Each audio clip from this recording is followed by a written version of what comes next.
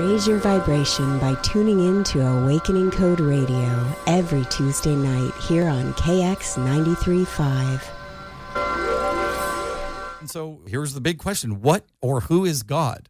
So it's like, well, that's not a question you just, you've got to be in a certain frame of mind to ask a question like that. You've got to be kind of opened up. But here is, it's a little longer, but I'm just going to read a couple paragraphs.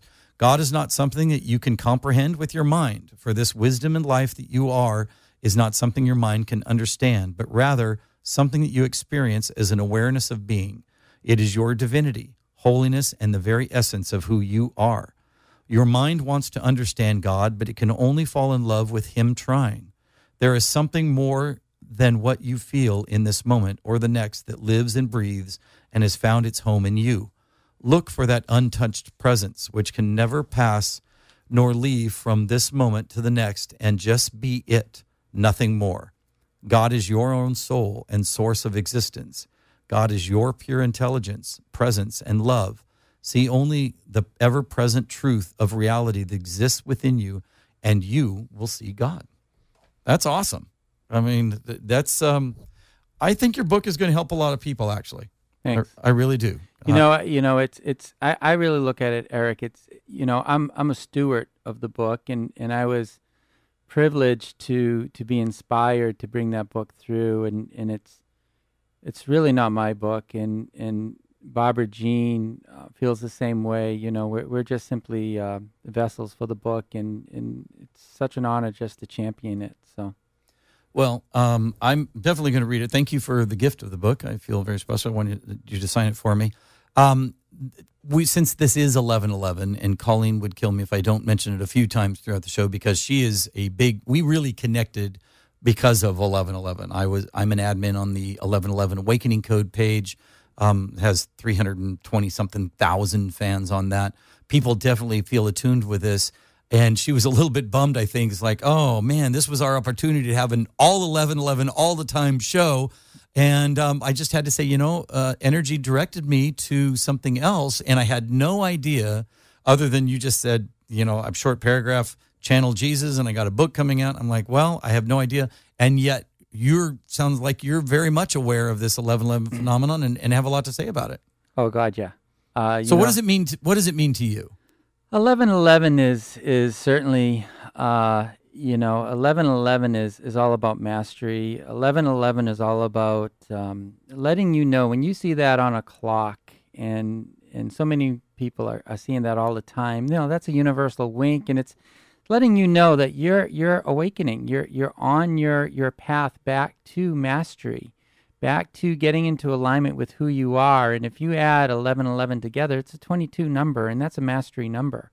And so we're all masters. We've played this game of hide and seek, and we mastered fear, and now it's time to remember who we are. And like you said, today's a day of remembrance, right? In Canada, it's Remembrance Day, and so I think that's another interesting synchronicity. And Yeshua talks about that in the book. It's about divine remembrance. It's you don't have to be worthy or do anything or accomplish anything. You just have to let what isn't you go, and who you are will shine through.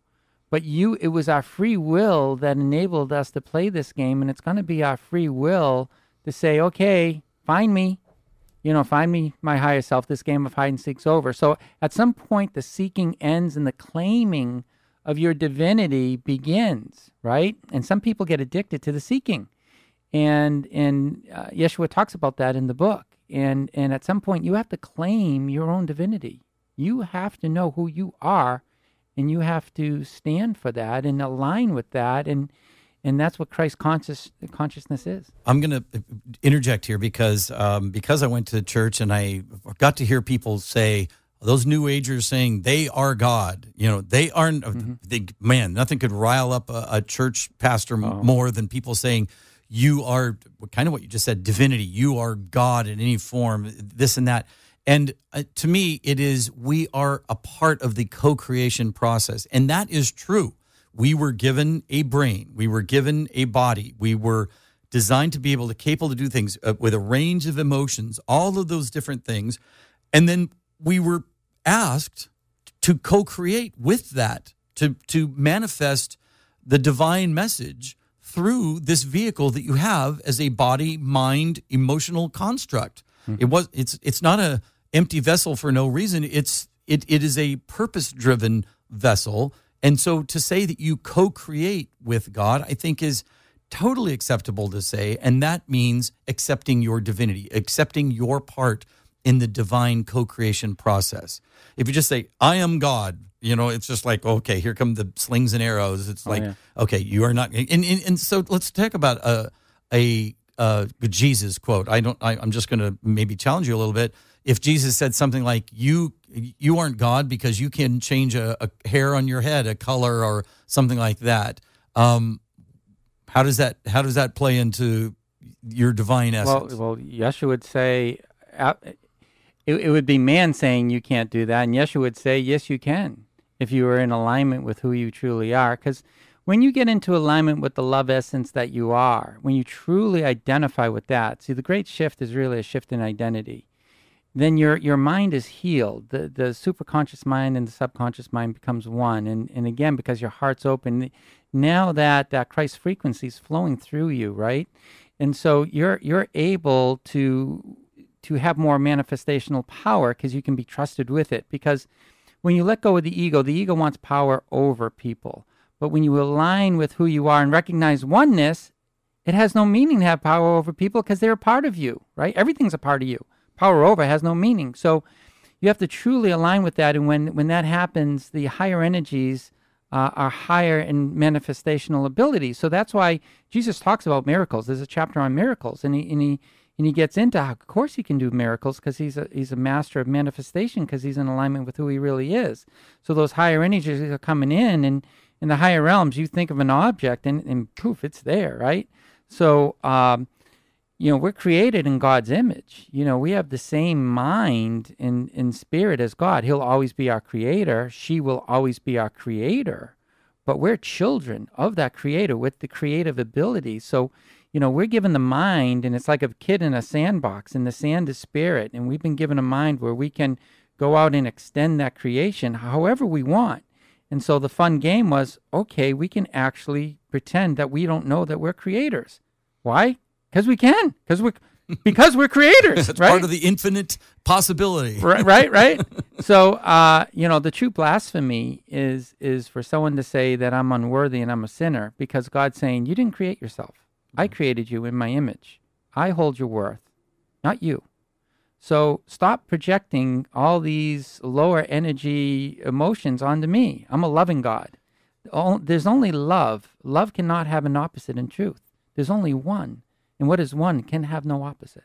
Well, I like that message too, is that we by claiming us as the unworthy, dirty, unwashed sinners, we are kind of saying, God, you really screwed up making us. Nice try, but all you could come up with is us that is just unworthy.